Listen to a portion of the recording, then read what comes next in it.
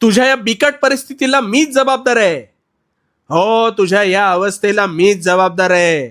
तुला वाटतं ना मी काहीच का करत नाही? का ही अशी तुझी परिस्थिती आहे? तर आता कान देऊन ऐक.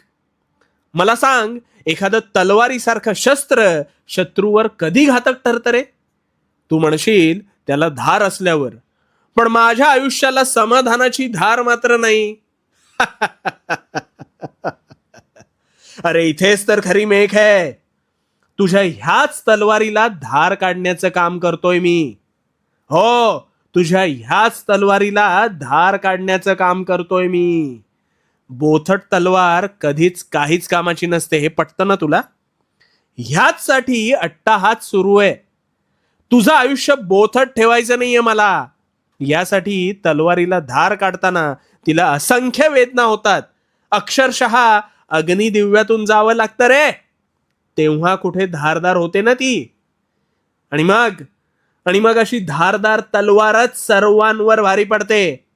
पण हीच तलवार जर म्यानात तशीच पडून राहिली तर तिची धार पुन्हा संपुष्टात येते.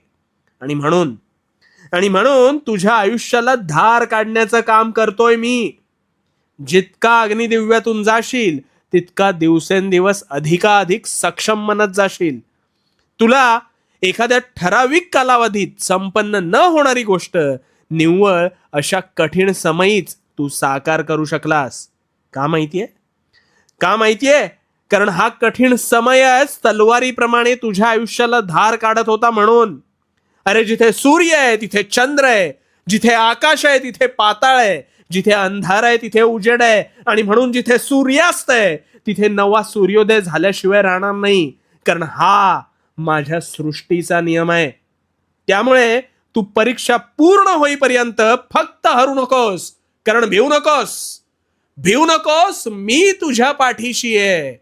भिवू नकोस, मी तुझ्या पाठीशी आहे.